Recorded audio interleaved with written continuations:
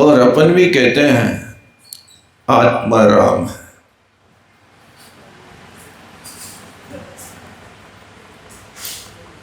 कुछ लोग मस्त राम होते हैं,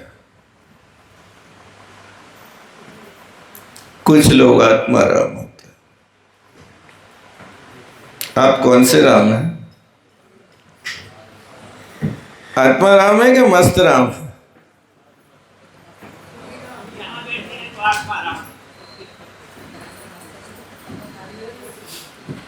ये व्युत्पत्ति शब्द कहलाता है।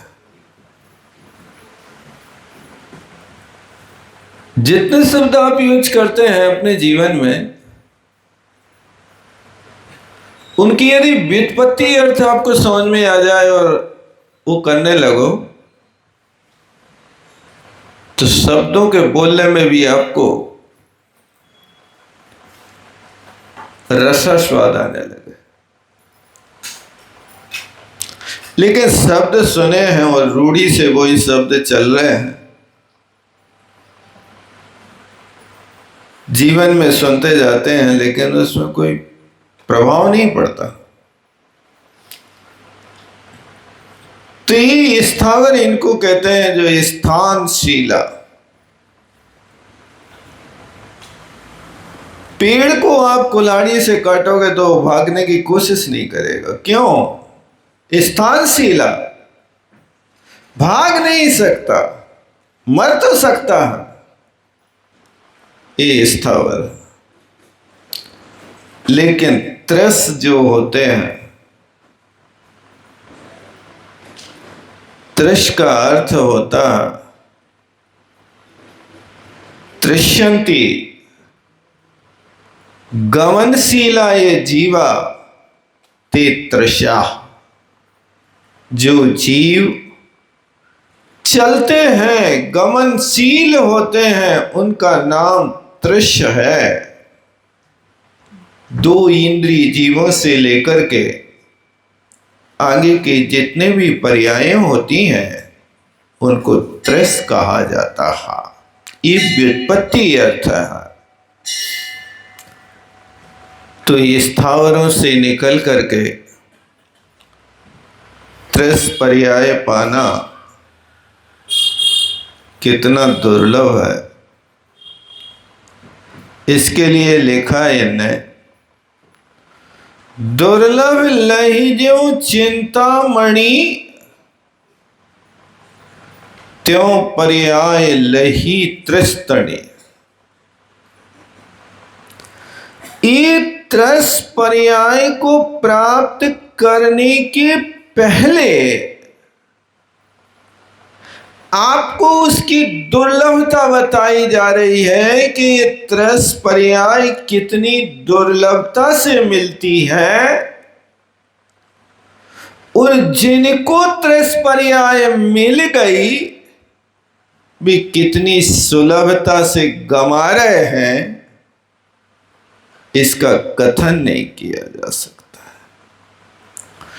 दुर्लभ लही जो चिंतामणि, चिंतामणि रत्न का पाना बहुत दुर्लभ है, बहुत दुर्लभ है। और जैसे तैसे कोई को मिल जाए तो उस चिंतामणि रत्न को पाने के बाद उपयोग करने की कला आ जाए, और लोहे से सोना बना ले वे, ये बहुत दुर्लभ, बहुत दुर्लभ है। एक व्यक्ति था वैसा, बहुत गरीब था। गरीबी क्या होती है वही व्यक्ति जानता है। जिस व्यक्ति को जन्म से सुख सुविधाएं मिली हैं, वो गरीबी का स्वरूप क्या जानेगा। जिसको पटी ना बेमाई, वो का जाने पीर पराई। जिसके पैर में कभी कोई खरोंच भी नहीं लगी है, वो पर की पीड़ा को क्या जानेगा? प्रसूति की क्या पीड़ा होती है, पुरुष क्या जानेगा? जिनको अनुभव होता, वो वास्तव में स्मरण आते ही शरीर रोमांचित हो जाता है। क्या कष्ट होता है प्रसूति के काल में, आप लोग पढ़ते हो, कठिन कठिन कर नीस रहे जैसे जंती को तार। ये पढ़ते ना आप लोग? कहाँ पढ़ते हैं? आदिनाथ भगवान की पूजा की जयमाला में शायद वही है ना, आदिनाथ भगवान। इन पंक्तियों को पढ़कर के रोंगटे खड़े होना चाहिए। वो प्रसंग आगे आएगा। मैं तो सिर्फ आपको ये बताना चाहता हूं कि किसी व्यक्ति ने लिखा है, भगवान मौत दे दे मगर गरीबी ना दे। सुना कभी आप लोगों ने?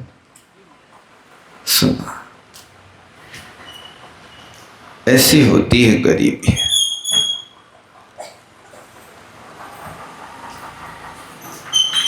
अब वो गरीब व्यक्ति गरीबी से जूझता हुआ जीवन व्यतीत कर रहा था। एक दिन उसके नगर के पास एक संत पधारे।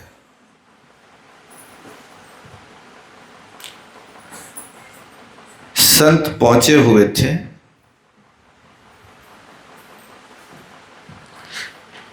और इसने सुना कि संत के पास ऐसी शक्ति है कि वो सबकी गरीबी मिटा देता है, सबकी दरिद्रता मिटा देता है।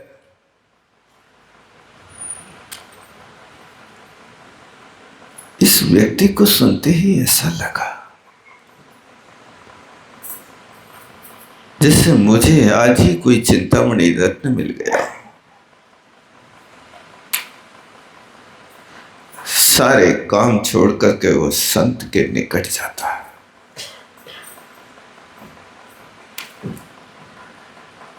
अवसर पाकर के संत के निकट अपनी बात रखता है।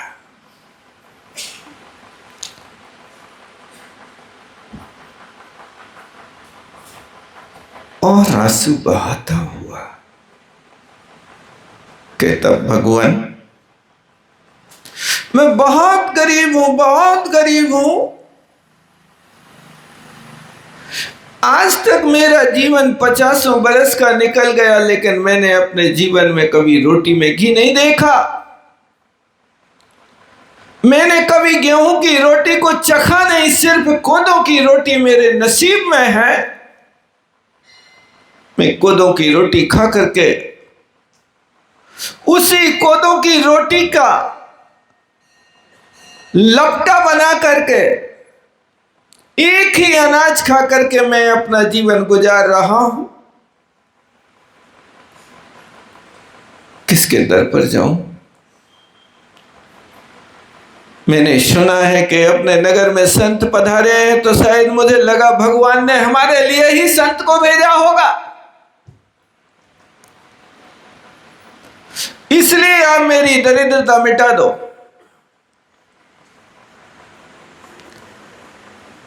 यदि सामने वाला व्यक्ति हृदय से कहता है तो व्यक्ति के हृदय में बात प्रवेश कर जाती है। और यदि सामने वाला व्यक्ति मुखौटे बदल करके बात करता है तो सिर्फ वो कानों तक जाती है और कानों से बाहर हो जाती है, अंदर नहीं हो पाती है।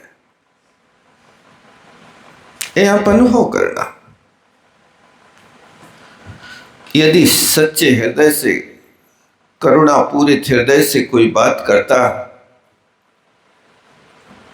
तो वह सीधे व्यक्ति के हृदय में प्रवेश करती है। और यदि आप बनावटी करते हो तो सामने वाला व्यक्ति कहता है ऐसा जी तुम्हारी आदतें है। नहीं होता है ऐसा।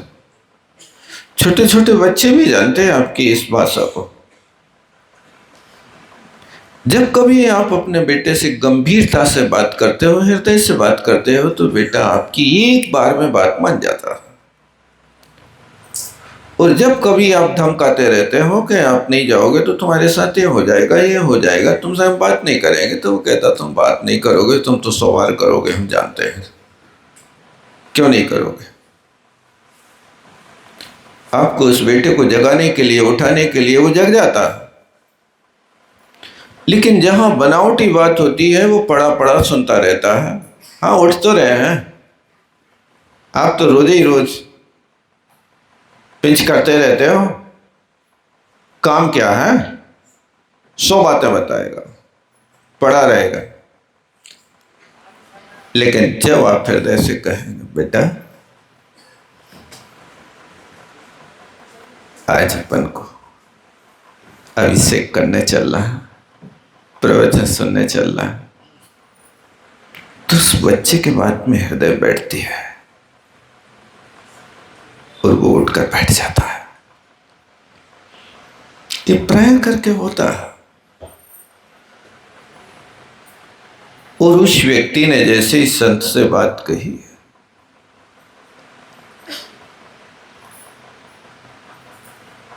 तो संत ने भी देखा कि वास्तव में इसके हृदय की पीड़ा है। जब कभी आप हृदय से भर करके किसी के सामने अपनी बात रखोगे, आपकी पीड़ा की बात बताते समय पीड़ित व्यक्ति की आंखों में पानी आ जाता है, भाषा झर्राने लगती है, हृदय गदगद हो जाता है, गले से आवाज नहीं निकलती है। ये चिन्ह होते हैं कि आप वास्तव में दुखी हैं।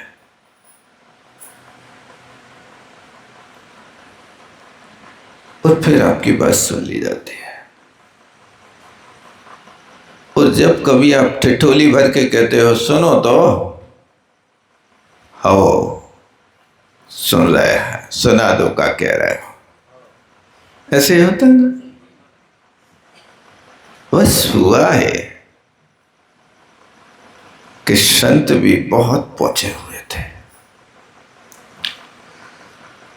फेस रीडिंग करना चाहते थे।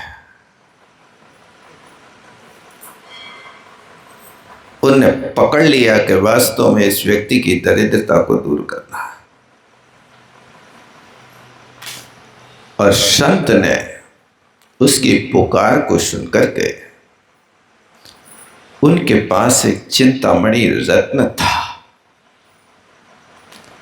उस चिंतामणि रत्न को उस गरीब को पकड़ा दिया और कहा जाओ, मेरा चतुर्मास चल रहा है, इस चतुर्मास के दौरान तुम जितना लोहे से सोना बना सको उतना सोना 4 महीने में बना लो। ये पारसमणि चिंतामणि रत्न 4 महीने के लिए तुम्हारे लिए सौंपा जा रहा है। आप बना लो जितना सोना बनाना चाहो। उस व्यक्ति ने जब हाथ में लिया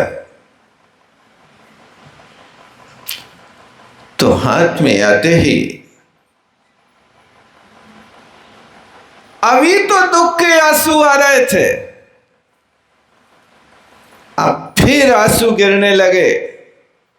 अब काय के थे, अब सुख के आनंद के आंसू निकलने लगे कि अब तो मेरी दरिद्रता दूर हो गई, अब तो मेरी गरीबी मिट गई, होता। प्यासे व्यक्ति को घंटों घंटों यदि कुआं बावड़ी ढूंढने में लग जाए और फिर ठंडी हवा लगने लगे और पता चले कि आगे सरोवर आधा किलोमीटर की दूरी पर है, ठंडी ठंडी हवा लगते ही अब वो प्यास की तड़पन कम होने लगती है। अनुभव किया कि नहीं किया? कभी प्यासे नहीं लगी ऐसी? क्योंकि तुम्हारे घर में स्वयं कुआं बैठा है, पानी तुम्हारे घर में आ रहा है। पहले प्यासा व्यक्ति कुआं खोजता था, आज पानी प्यासे को खोज रहा है। तुम्हारे घर में नल की व्यवस्था है, जितना चाहो जब चाहो जहां चाहो वहां ले लो, हर स्थान पे। आज तो पानी भरना ही नहीं पड़ता, क्योंकि तुम्हारे किचन में भी आटा मारने तो नलई से निकालो पानी, नहीं होता है। आप इतने सुखी स्वभावी हो गए, आपने कभी एक लोटा भर के अपने सिर पे नहीं रखो हुई है? सिर पे तो मंगल कलश ही रखो हुई है जब भी घट यात्रा में गए हुई हो, बाकी तो कभी रखे? काहे को रखे? और वो भी रखेंगे तो खाली रखेंगे, 150 ग्राम पानी रहेगा उसमें, कौन कलश भर के रहे? अब एक कलश रखना आप लोगों ने बंद कर दिए, इसलिए सिर दर्द हो गया। पहले के लोग 2-2 किलोमीटर दूर से पानी भर करके लाते थे और 2-3 घड़ा अपने सिर पे रखते थे, एक घड़ा हाथ में टांगते थे तो 2-3 बच्चों की उंगलियां पकड़ करके कुआं से चल के आते थे। उन लोगों के यहाँ पर ऐसी स्वस्थता रहती थी कि 2 किलोमीटर चल करके जो वो अपने सिर पे रखेगा घड़ा, 20-20 लीटर के घड़ा रख करके आएगा, उसके सारे सिर के पॉइंट दब जाएंगे। आधा घंटा आप सिर पर रखो तो वजन पॉइंट दबेंगे, कभी भी सिर में दर्द होगा नहीं, कभी भी तुम्हें पीड़ा होगी नहीं। और फिर यदि थोड़ी बहुत गर्मी बढ़ने लगे, प्रेशर पड़ने लगे, सुबह घड़े छलक जाते थे, सो घर कुआं से घर तक आते आते सारा शरीर ठंडक हो जाता था, स्नान हो जाता था, जलोपचार हो जाता, तुम्हारा वैसे ही आयुर्वेद की प्रक्रिया अपने आप हो जाती थी, नहीं हो जाती थी? सब कुछ हो जाता था, बातें हो जाती थी, अलग से समय नहीं देना पड़ता था। कुआं पे पानी भरने जाते 2 किलोमीटर दूर तो गांव भर की नारियों से सारे समाचार पत्र मिल जाते थे, सो समाचार पत्र नहीं पढ़ना पड़ता था, न्यूज नहीं देखना पड़ती थी, कौन के घर में क्या हो रहा हो, नहीं होता था ऐसे। अब आज की दुनिया पर्दों के भीतर रह रही है, इसलिए पर्दों के भीतर रहने के कारण आज हर घर में व्यक्ति बीमार पड़ा। कोई के घुटने दर्द है, कोई की कमर दर्द है, कोई के लिए गर्दन दर्द है, कोई ना कोई दर्द नहीं है तो चलो सिर दर्द है। फिर हो रहा कि नहीं हो रहा? कारण क्या है? हर चीज के लिए आपके सामने आज सुविधा है, हर चीज की मशीन है। अन्यथा पहले के लोगों के हृदय में अपना काम करते करते सारे शास्त्र प्रकट हो जाते थे। क्यों? उस समय देखो, चटनी बांटने के हाथ और रोटी बेलने के हाथ एक होते कि अलग होते? एक नहीं होते भैया। चटनी बांटने के हाथ का रूप बदल जाता है। जब चटनी बांटने के हाथ आते हैं तो इनमें वीर रस आ जाता है, और रोटी बांटने के हाथ, बेलने के हाथ आते हैं तो करुण रस आ जाता है। रस पड़े के नहीं? 9 रस होते हैं। चटनी रोटी बेलने वाले हाथों से नहीं बांटी जाती है, किससे बांटी जाती है? देख लो, चटनी बांटने के लिए 1 किलो का पत्थर हाथ में संभालना, 1 किलो का क्या ज्यादा का? सिलबट्टा पे वो तो रहता ही होगा ना पत्थर इतना बड़ा, नहीं तो 3-4 किलो की लुड़िया चलती थी पहले, बांटो उससे। अब खलबट्टा चल गया। तो वो वहां पर जब अमरूद की चटनी बांटे और अमरूद थोड़ा कच्चा हो गए तो बताओ कितनी मेहनत लगती थी। हाथ ढीले रहते थे, कड़े रहते थे? खून की चाल ढीली होती थी कि कड़ी होती थी? बीपी लो होता था कि हाई होता था? अनुभव नहीं किए। मशीन के युग में तुम क्या अनुभव करोगे? चटनी बांटने के हाथों में करुण रस होता, वीर रस होता है, वीरता आती है, ताकत आती है, खून खौलने लगता है, भुजाओं में बल आ जाता है। नहीं होता है ऐसा। चटनी बांटना, वही चटनी बांटने की आदत तो लोगों को पड़ी है कि कोई से लड़ाई करे तो कहे चटनी बांट दे। नहीं कहते ऐसा। कैसे बांटोगे? वीर रस से। और जब रोटी बेलते हैं तो कौन सा रस आता है? करुण रस। हल्के हल्के हाथ, धीरे धीरे। यदि रोटी पे तुम्हारा हाथ भारी हो गया तो क्या होगा भाई साहब? कहीं मोटी कहीं पतली, जैसे वे होते ना रोड पे गड्ढा, नहीं हो जाते? और थोड़े चूक गए, सावधानी चूकी तो चंद्रमा की तरह गोल बलने वाली रोटी भारत का नक्शा बन जाएगी। नहीं बन जाएगी? क्या हुआ? एक करुण रस है। आप रोटी बनाते समय भी रसों का प्रयोग कर लेते थे, रोटी नहीं खिलाते थे, प्रेम परसते थे। पुराने लोग कहते थे मघा के बरसे और माता के परसे अभरते नहीं लोग। जिस समय वहां आषाढ़ के महीने में जब 9 तपा प्रारंभ होते हैं, जेठ के लास्ट में, आषाढ़ के प्रारंभ में, उस समय मघा नक्षत्र कहते, उस मघा नक्षत्र में बारिश हो जाए तो साल भर की प्यासी पृथ्वी तृप्त हो जाए, संतुष्ट हो जाए। उस मघा के वर्षी हुई पृथ्वी ने पानी पी लिया, अब फसल बोगे तो अमृत निकलेगा उसमें से। मघा के बरसे और माता के परसे। माता जब तक नहीं परसती है तब तक पेट नहीं भरता है। मां का परसना होता, बेटा एक और खा ले। अंतर क्या है? दोनों की भावनाएं भिन्न होती है। माता में और पति में अलग भाव होता है। पत्नी का भाव है तो पत्नी, लेकिन हमेशा रहती तनी तनी। और मां होती है, मां की ममता होती है। आप पढ़ते हो गुरु की महिमा बढ़नी न जाए, गुरु नाम जपू मन वचन काय, लेकिन गृहस्थ पढ़ता है मां की महिमा वर्णी न जाए, मां नाम जपू मन वचन काय। धन्य है वो मां परोसती है। पसीना से तरबतर व्यक्ति अपनी पत्नी के दुपट्टे से पसीना पोंछने के लिए गया, पत्नी कहती खबरदार मेरा दुपट्टा गंदा किया तो।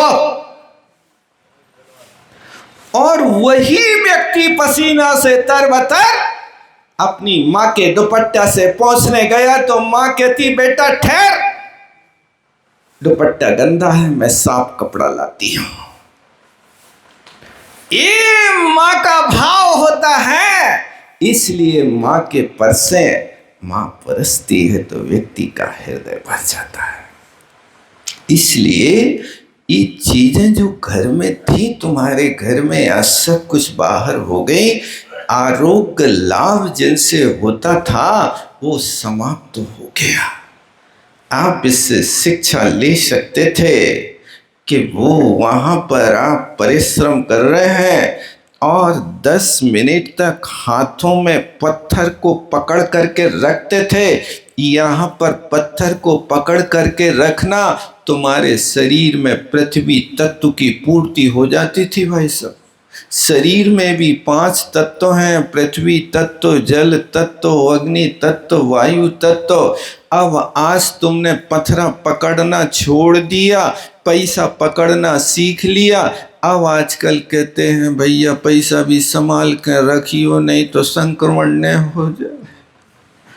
कोरोना को डर रहता है, कब कहाँ कौन से कोने से याद हमके, इसलिए लोगों ने नोट भी लेना परहेज कर दिया।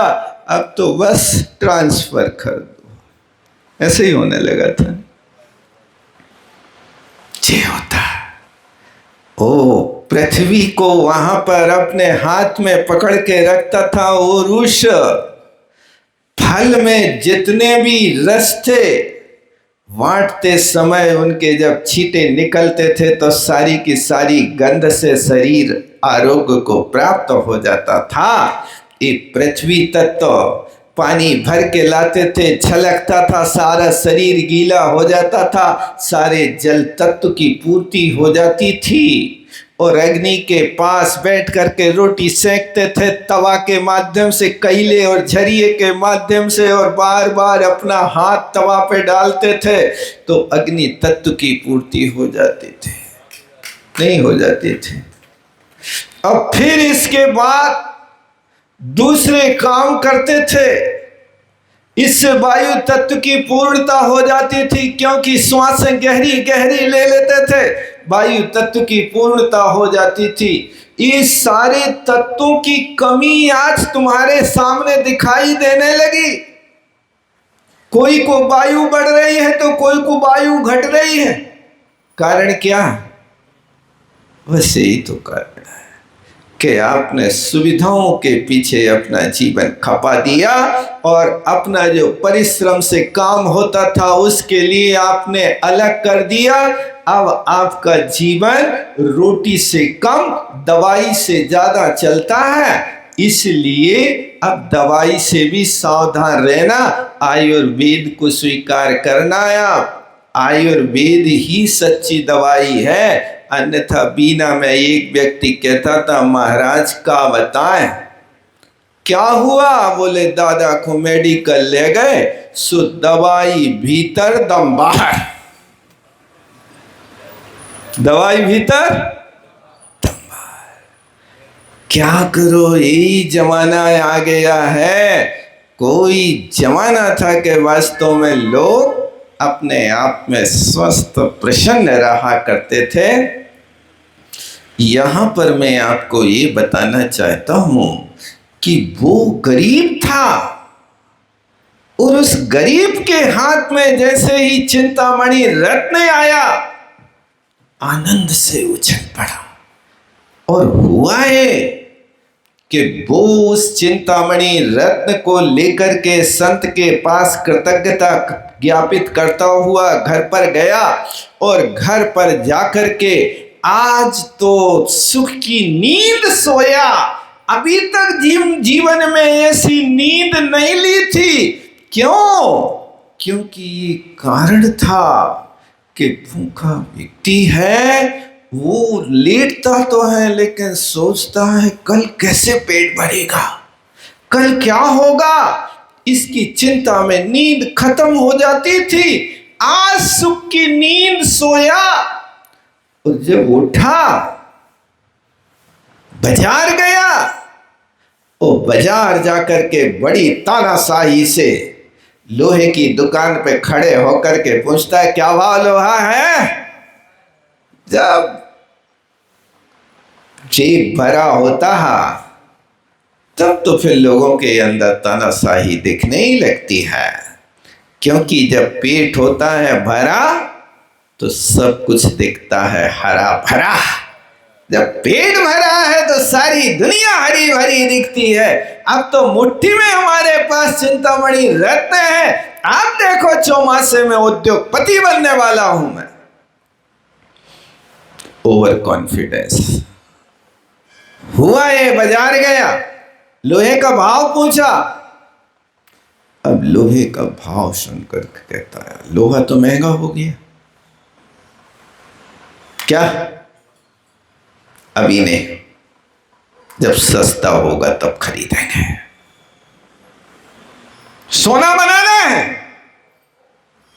उस लोहे का यदि 1 किलो 1 रुपया वृद्धि को प्राप्त कर गया तो बताओ क्या करेगा? आज खरीदेगा कि जब सस्ता होगा तब खरीदेगा? डाल दिया उसने, आ गया घर। फिर 1 आध सप्ताह के बाद गया, फिर बाजार में लोहे का भाव बताओ भाई, और ये और महंगा हो गया। 4 महीने तक बाजार जाता रहा,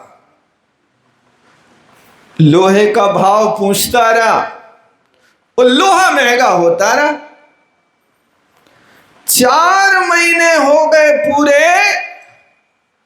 1 तोला लोहा नहीं खरीद सका भाई साहब, ना 1 तोला सोना बना सका। कम से कम मूर्ख अपने घर के लोहे ही को बना ले, तो हम तो सोच रहे थे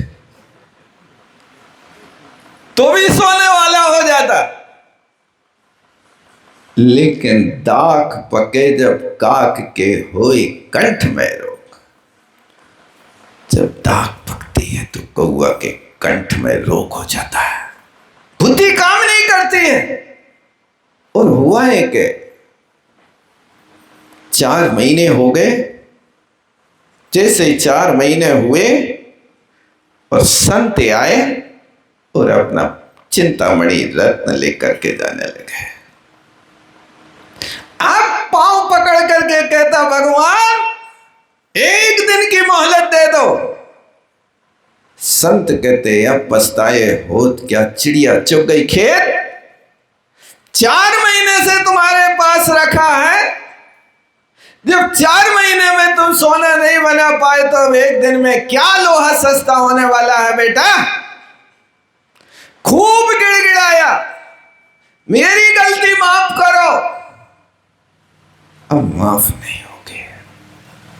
संत के पैर पकड़ लिए, संत ने डांट लगाई, नादान भुगती अपनी करनी, हे पापी पाप में चैन कहां। जब पाप की गठरी शीश धरी, अब शीश पकड़ क्यों रोबत है। जो सोबत है सो खोबत है, जो जागत है सो पावत है। नादान अपनी करनी भोग। ये पाप की गठरी सिर पर रखने वाले पापी 4 महीने चिंतामणि रत्न को लेने के बाद भी, यदि लोहा महंगा हो रहा था तो क्या सोना महंगा नहीं होता बेटा। आप पछताए होत क्या। संत अपना चिंतामणि रत्न लेकर के चले गए, पीछे मुड़ करके नहीं देखे। अब तुम रोते रहो, 4 महीने में तुमने क्या किया। कहीं आप भी उस व्यक्ति की बात को सुनकर के हंसी उड़ा रहे हो। ऐसी दशा हमारी तो नहीं है। हम भी तो वैसे नहीं है कि आज का काम कल कर लेंगे, कल का कर ले परसों। जल्दी जल्दी क्या पड़ी है, अभी तो जीना परसों। उससे आलसी व्यक्ति की तरह कहीं हम भी तो नहीं सोच रहे कि लोहा महंगा है और तुम्हारे सामने पारसमणि आकर के मिल गया हो और बात कल पे डालते जा रहे हो, तो क्या आप भी इस व्यक्ति से कम हो। रोज चिल्लाते रहते वो गरीब की विनती, वो गरीब की विनती, सुन लीजिए भगवान। और भगवान सुन ले वे और साक्षात भगवान तुम्हारे सामने आ जाए। चलो भैया करो तैयारी, भगवान कृपा करो, अबे तो सावन को सीजन चल रहा है, आप तो समझते ही हो। वो भगवान को भी समझा देगा। उन्हीं की माला फेर रहा साल भर से, अब वे ही भगवान आके खड़े हो जाए। तो सामने सावन का सीजन होवे और बाजू में भगवान खड़े होवे तो तुम कौन को महत्व दे हो बताओ? हम नहीं जानते। बोलो आचार्य गुरु विद्यासागर जी। जावाणी के ज्ञान से सूझे लोका लोग, सवाणी मस्तक धरो सदा दे तुम। हे जिन बाणी भारती तो जपों रे, जो तेरो शरणा गए सो पावे सुख चैन। देव भजो अरहंत को, गुरु सेवो निर्ग्रंथ, दया धर्म पालो सदा, यही मोक्ष का पथ।